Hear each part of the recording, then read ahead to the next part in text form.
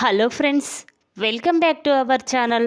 Friends, ఈ సీరియల్లో ముందుగా ఏం జరగబోతుందో తెలుసుకుందామా? ఇక వీడియోలోకి వెళ్ళినట్లయితే రామరాజు ఇంట్లో శ్రీరామనవమి చాలా సంతోషంగా జరుపుకుంటూ ఉంటారు. ఇక అది చూసిన భద్రావతి కోపంతో రగిలిపోతూ ఉంటుంది. ఒరే సేన, ఆ రామరాజు కొడుకు కూతురు ఇద్దరూ కలిసి నా మేనల్లుణ్ణి జైలుకు పంపించారు. వాళ్ళు మాత్రం ఇంట్లో శ్రీరామనవమి పూజ చేసుకుంటూ చాలా సంతోషంగా ఉంటున్నారా. అది చూసి నేను తట్టుకోలేకపోతున్నాను. ఎలాగైనా ఆ రామరాజు గారిని తలదించుకునేలా చెయ్యాలి, అందరి ముందు అవమానించాలి, బాధ పెట్టాలి అని చెప్పి భద్రావతి అంటూ ఉంటే అప్పుడు సేనాపతి, ఎలా అక్క, ఎలా అవమానిస్తావు అనగానే ఇక భద్రావతి ఆలోచిస్తూ ఉంటుంది. ఒరే, ఈరోజు ఆ రామరాజుగాడు గుడికి వస్తాడు కదా, ఆ గుడిలో ఊరి జనం ముందు, అందరి ముందు వాణ్ణి తలదించుకునేలా నేను చేస్తాను. లేకపోతే వాడు అంత సంతోషంగా జరుపుకుంటాడా? నా కుటుంబాన్ని ఇంత బాధ పెట్టి వాడు అలా ఉండడం నేను తట్టుకోలేను అని చెప్పి భద్రావతి అనుకుంటూ ఉంటుంది. ఇక ఇంతలోనే పూజ పూర్తి అయిన తర్వాత ఇక వేదవతి మాత్రం, ఏమండి, ఇప్పుడు మనం గుడికి వెళ్ళాలి కదా, గుడిలో అందరూ కూడా మనల్ని ఆహ్వానించారు, అందుకే మనం పద్ధతిగా కుటుంబం మొత్తం గుడికి వెళ్ళాలి, వెళ్దాం పదండి అనగానే అప్పుడు ఆ రామరాజు, అవును బుజ్జమ్మ, మనం గుడికి వెళ్ళాలి, అక్కడ కూడా పూజ జరిపించాలి కదా, వెళ్దాం పద అని చెప్పి ఇక రామరాజు కుటుంబం మొత్తం కూడా గుడికి బయలుదేరుతారు. అది చూసిన భద్రావతి కూడా వెంటనే రామరాజు వెనకాలే ఫాలో అవుతూ గుడికి వెళ్తుంది. రామరాజును చూసిన పూజారి గారు మాత్రం, ఏంటి రామరాజు గారు, ఇంత ఆలస్యం చేశారేంటి? శ్రీరామనవమి పూజ ఎప్పుడు జరిపిస్తారు? రండి రండి అని చెప్పి పూజారి గారు రామరాజుని గుడిలోకి తీసుకువెళ్తాడు. ఇక అది చూసిన భద్రావతి కోపంతో రగిలిపోతూ ఉంటుంది. ఒరేయ్ రామరాజు, నువ్వు వెళ్ళిప్పుడు శ్రీరామనవమి పూజ జరిపిస్తూ ఉండు, అక్కడికి వచ్చి అంతమంది ముందు నిన్ను నేను అవమానిస్తాను, ఆ దెబ్బతో తలదించుకొని ఇంట్లోకి వెళ్ళిపోతావు అని భద్రావతి ఇక అనుకుంటూ ఉంటుంది. ఇంతలోనే పూజారి గారు రామరాజుని, వేదవతిని ఇక పీటల మీద కూర్చోబెట్టి శ్రీరామనవమి పూజ జరిపిస్తూ ఉంటాడు. ఇంతలోనే భద్రావతి అక్కడికి వచ్చి, ఏంటి పూజారి గారు, ఏం చేస్తున్నారు? ఆ రామరాజుతో పూజ జరిపించడమేంటి? ప్రతి సంవత్సరం మా తమ్ముడు మరదలు ఈ శ్రీరామనవమి పూజ జరిపిస్తారు, మరి ఇప్పుడేంటి కొత్తగా రామరాజు గారితో చేపిస్తున్నారు అని భద్రావతి అనగానే అప్పుడు పూజారి, అదే అమ్మా, సంవత్సరానికి ఒకసారి ఒకరు చెయ్యాలి కదా, అందుకే ఈ సంవత్సరం రామరాజు గారితో చేపిస్తున్నాను, అతను కూడా ఈ ఊరి మనిషే కదమ్మా, అలా మాట్లాడుతున్నారేంటి అని పూజారి చెప్పగానే అప్పుడు భద్రావతి, ఏంటి పూజారి, రామరాజు ఈ ఊరి మనిషా? మరి ఈ ఊరి మనిషి అయినప్పుడు అతని కన్న తల్లి తండ్రి ఈ ఊర్లో ఉండాలి కదా, వాళ్ళు ఎక్కడ ఉన్నారు? మరి ఈ ఊరి మనిషి అయినప్పుడు ఆ రామరాజు మా ఇంట్లో పాలేరుగా ఎందుకు పనిచేశాడు? అసలు అతనికి కన్న తల్లిదండ్రే లేరు, అతను ఒక అనాథ, తనకు ఊరు పేరు అంటూ ఏదీ లేదు, అలాంటి అతనితో ఈ శ్రీరామనవమి పూజ జరిపించడమేంటి పూజారి అని భద్రావతి అనగానే అప్పుడు వేదవతి, రామరాజు షాక్ అయిపోయి చూస్తూ ఉంటారు. ఇక వేదవతి మాత్రం, చూడు, నువ్వు కావాలని గుడికి వచ్చి ఇప్పుడు గుడిలో గొడవ పెడుతున్నావు, కావాలనే మమ్మల్ని అందరినీ అవమానించాలని నువ్వు కంకణం కట్టుకున్నావు అని వేదవతి అనగానే అప్పుడు భద్రావతి, అయితే నిజం చెప్పు, రామరాజు కన్న తల్లిదండ్రులు ఎవరు, ఎక్కడున్నారు, అతని ఊరేంటి, పేరేంటి, అవన్నీ ఇప్పుడు చెప్పు, ఈ పూజ జరిపిస్తాను అనగానే ఇక రామరాజు సైలెంట్గా బాధపడుతూ ఉంటాడు. అప్పుడు పూజారి, అమ్మ, ఇప్పుడు అదంతా ఎందుకమ్మా, ముందు పూజ జరగనివ్వండి అనగానే అప్పుడు భద్రావతి, లేదు పూజారి, ఈ ఊరు పేరు లేని ఒక అనాథతో నువ్వు పూజ జరిపించడం మాకు నచ్చడం లేదు, మర్యాదగా ఆ రామరాజుని సైలెంట్గా ఉండమమ్మనండి, వీడిది ఒక బతికేనా, వీడి పిల్లలు వీడి మాట వినరు, ఇప్పుడు ఊళ్ళో వాళ్ళు ఎలా వింటారు? వీడి కూతురు కూడా నా మేనల్లుని ప్రేమించానని చెప్పి పెళ్లి చేసుకుంటానని చెప్పి అబద్ధం చెప్పి మోసం చేసింది, ఇప్పుడు నా మేనల్లుణ్ణి జైల్లోకి పంపించింది. రాత్రంతా అతనితో ఉండి అతన్నే నా భర్త కాదని ఇప్పుడు దాని పుట్టింటికి వచ్చి ఉంటుంది. అలాంటి పెంపకం ఈ రామరాజు గాంధీ. అలాంటి రామరాజుతో నువ్వు పూజ జరిపిస్తావా? మేం దీనికి ఒప్పుకోము అని చెప్పి ఇక భద్రావతి రామరాజుని గుడిలో అందరి ముందు అవమానిస్తూ ఉంటుంది. ఇక అది చూసిన వేదవతి రామరాజు చాలా బాధపడుతూ ఉంటారు. ఇక ధీరజ్ సాగర్ అందరూ కూడా భద్రావతి మీద కోపంతో రగిలిపోతూ ఉంటారు. ఇక ధీరజ్ చాలా కోపంగా భద్రావతి దగ్గరికి వెళ్తూ ఉంటే ఇక రామరాజు, ఒరే ధీరజ్ ఆగరా, ఇప్పుడు గొడవ అవసరం లేదు అని చెప్పి ఇక చెప్పగానే ధీరజ్ సైలెంట్గా ఉంటాడు. ఇక పూజారి గారు, ఇప్పుడు ఎలా అమ్మా భద్రావతి గారు అని అంటూ ఉంటే ఇంతలోనే మెరుపులాగా ఒక పెద్ద మనిషి అక్కడికి వస్తాడు. ఇక అతన్ని చూసిన ఊళ్ళో వాళ్ళందరూ కూడా ఏదో ఆశ్చర్యంగా చూస్తూ ఉంటారు. ఎవరు ఇతను, ఇక్కడికి ఎందుకు వచ్చాడు, అయినా ఇప్పుడు భద్రావతి ఆగు అని అంటున్నాడేంటి అని చెప్పి అనుకుంటూ ఉండగా ఇక భద్రావతి, ఎవరు నువ్వు, ఇక్కడికి ఎందుకు వచ్చావు, అయినా ఈ గుడికి నీకు సంబంధం ఏంటి అనగానే ఇప్పుడు ఆ పెద్దాయన, చూడు నువ్వు ఇంతసేపు ఎవరినైతే అవమానించావో ఆ మనిషికి నేను ఏమవుతానో, అతని అమ్మా నాన్నలు ఎవరో, అతని పుట్టుక ఎక్కడనో అన్ని వివరాలు నేను చెప్పడానికే ఇక్కడికి వచ్చాను. ఏంటి రామరాజుకి తల్లిదండ్రి లేరా, అతని ఊరు పేరు ఒక లేని అనాథన, ఎవరు చెప్పారు అని భద్రావతి అనగానే ఇక రామరాజు వేదవతి స్టన్ అయిపోయి చూస్తూ ఉంటారు. అప్పుడు భద్రావతి, ఏంటి నీకు రామరాజు గురించి పూర్తిగా తెలిసినట్టు మాట్లాడుతున్నా, ఎవరతను నీకు తెలుసా అనగానే అప్పుడు అతను, చూడు అతను ఎవరో కాదు నా కన్న కొడుకు అని చెప్పగానే ఇక భద్రావతి అందరూ కూడా షాక్ అయిపోయి చూస్తూ ఉంటారు.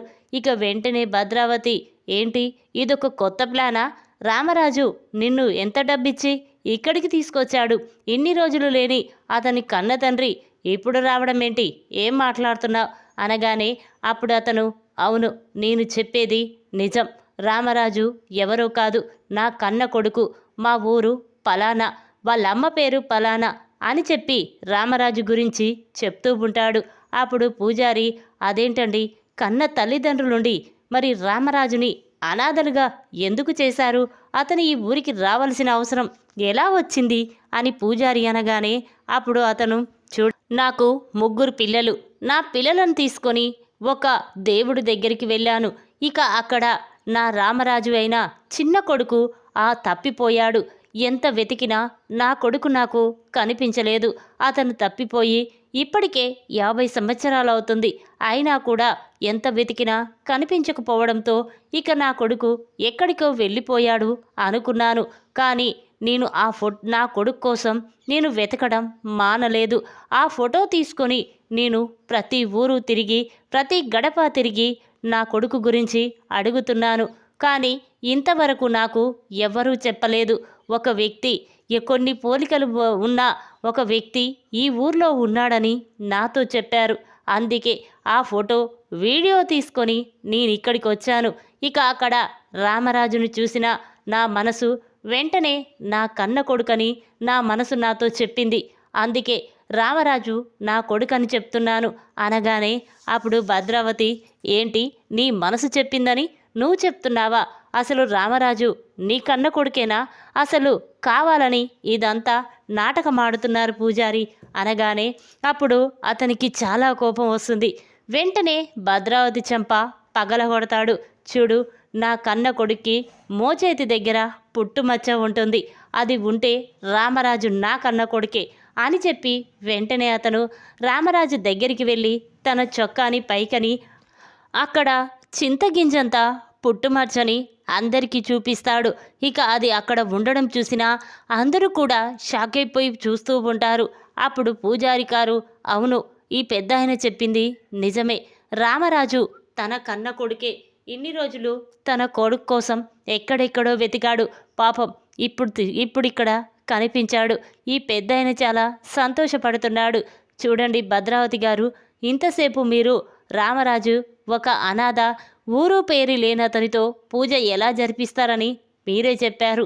కానీ ఇప్పుడు రామరాజుకి కన్న తల్లిదండ్రులు ఉన్నారు, అతనికి ఊరు పేరు కూడా ఉంది. చూడు, ఇక మీరు అడ్డు చెప్పడానికి ఎలాంటి అభ్యంతరము లేదు అని చెప్పి ఇక పూజారి అనగానే అప్పుడు పెద్దయిన పూజారి గారు, ఇంకా చూస్తారేంటి, నా కొడుకు కోడలతో పూజ జరిపించండి అని చెప్పి ఇక రామరాజు కన్న తండ్రి అక్కడే నిలబడి శ్రీరామనవమి పూజ ఇద్దరి చేత చేయిస్తూ ఉంటాడు. ఇక అది చూసిన భద్రావతి షాక్ అయిపోయి చూస్తూ ఉంటుంది. వీడేంటి ఇన్ని ఏండ్ల తర్వాత ఇప్పుడు ఇక్కడికి వచ్చి నా ప్లాన్ అంతా నాశనం చేశాడు, వీడు కన్న తండ్రని ఇన్ని రోజులు నాతో చెప్పలేదు అని చెప్పి అనుకుంటూ ఇక భద్రావతి అంటూ ఉంటుంది.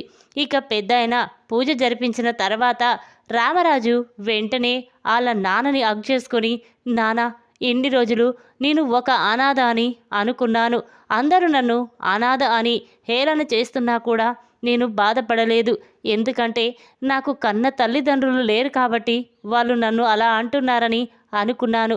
కానీ నాకంటూ ఒక కుటుంబం ఉంది, నా కడుపున 5 పిల్లలు ఉన్నారు, వాళ్ళే నా కుటుంబం అనుకున్నాను.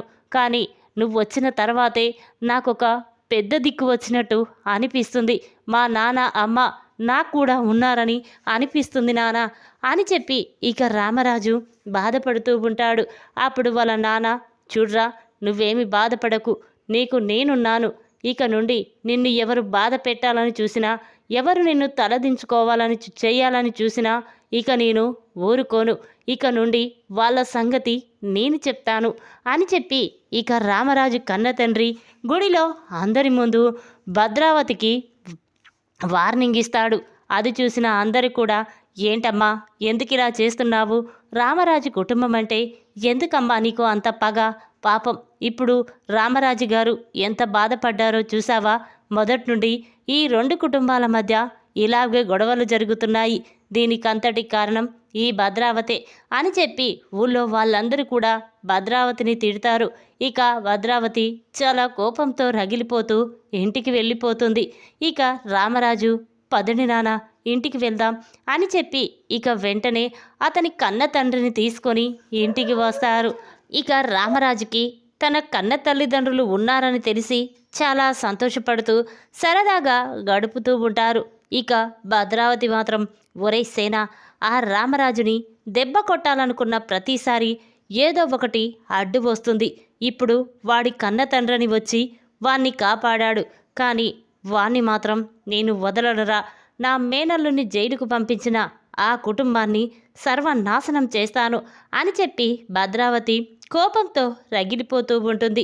ఇంతలోనే శారదాంబ అక్కడికి వచ్చి, ఎందుకే నీకు ఆ కుటుంబం అంటే అంత కోపం అనగానే అప్పుడు భద్రావతి, ఏంటమ్మా, ఏం మాట్లాడుతున్నావు, ఎందుకో నీకు తెలియదా, ఆ రామరాజుగాడు మన ఇంట్లో పాలేరుగా పనిచేసి నా చెల్లెలనే ప్రేమించాను అని చెప్పి మోసం చేసి దాన్ని తీసుకువెళ్ళి పెళ్లి చేసుకున్నాడు, అదే బాధగా ఉంటూ నా చెల్లి కోసం ప్రాణాలు తీసుకున్నాడు, అటువంటి వాణ్ణి నేను ఎలా వదిలిపెడతాననుకున్నావు, నా కన్న తండ్రిని చంపింది వాడే అమ్మా, వాడి వల్లే నా కన్న తండ్రి నాకు దూరం అయిపోయాడు, అలాంటి రామరాజు గారిని నేను సచ్చినా వదిలిపెట్టను అని భద్రావతి అంటూ ఉంటే అప్పుడు శారదాంబ, చూడవే, అదంతా గతం, జరిగిపోయింది, ఇప్పుడు అక్కడ ఉన్నది నీ చెల్లెలి కుటుంబం నాశనమైపోతే నీకేమొస్తుంది, అయినా నీకు పిల్లలు ప్రేమ ఏమీ తెలియదు కదా,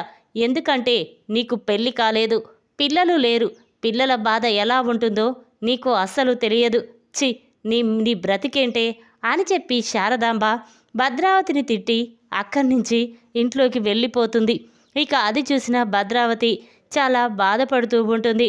ఒరే సేన, చూసావారా అమ్మ ఏం మాట్లాడుతుందో, నేను ప్రేమని విశ్వాని నా కన్న కొడుకు కూతురు కంటే ఎక్కువగా చూసుకున్నాను కదరా, మరి అమ్మేంట్రా ఇలా మాట్లాడుతుంది అనగానే అప్పుడు రేవతి మాట్లాడకుండా, ఎలా ఉండమంటావు వదినా, అసలు ప్రేమ పెళ్ళైన దగ్గర నుంచి ఈ ఇంటికి ఈ గడప దాటి ఇంట్లో అడుగు పెట్టిందా, ఎప్పుడు మీ పగలు ప్రతీకారాలంటూ పిల్లల జీవితాలనే నాశనం చేస్తున్నారు, అంతేకాకుండా నా కన్న కొడుకు ఇప్పుడు జైల్లో ఉన్నాడు, వాణ్ణి చూసుకోవడానికి కూడా వీల్లేదు, అలా కొద్ది రోజులు గడిస్తే వాడు జీవితాంతం జైల్లోనే ఉండిపోతాడు, అయినా అత్తయ్య చెప్పినట్టు నీకు పిల్లల ప్రేమ గురించి ఏం తెలుసు వదినా అని చెప్పి ఇక రేవతి కూడా భద్రావతింటి అక్కడి నుంచి వెళ్ళిపోతుంది.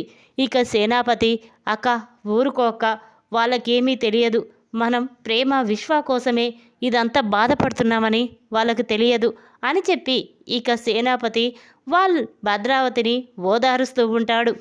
ఇక రామరాజు కన్న తండ్రి మాత్రం, ఒరే రామరాజు, ఇన్ని రోజులు నువ్వు మాకు దూరమైపోయావు, ఇప్పుడు మాకు కనిపించావు చూడు, రేపు ఉదయాన్నే మన కుటుంబం మొత్తం కూడా మన సొంత ఊరికి బయలుదేరుతున్నాము, అందరూ రెడీ అవ్వండి అని చెప్పగానే అప్పుడు రామరాజు, నానా ఇక్కడ మిల్లు పిల్లలు ఇదంతా ఎలా నానా అంటూ ఉంటే అప్పుడు అతను, చూర్రా 2-3 రోజులకి ఏమీ కాదు, చూడండి రేపు అందరం కలిసి మన ఇంటికి వెళ్తున్నాము, అక్కడ ఊర్లో నా కన్న కొడుకు నాకు కనిపించాడు, నా కొడుకు నా దగ్గరికి వచ్చాడని నేను అందరితో చెప్పుకోవాలి, నా సంతోషాన్ని అందరికీ చూపించాలి అని చెప్పగానే ఇక వేదవతి, సరే మావయ్య నువ్వు చెప్పినట్టే రేపు ఉదయం అందరం కలిసి సొంత ఊరికి బయలుదేరదాం అని చెప్పి ఇక వేదవతి అంటుంది.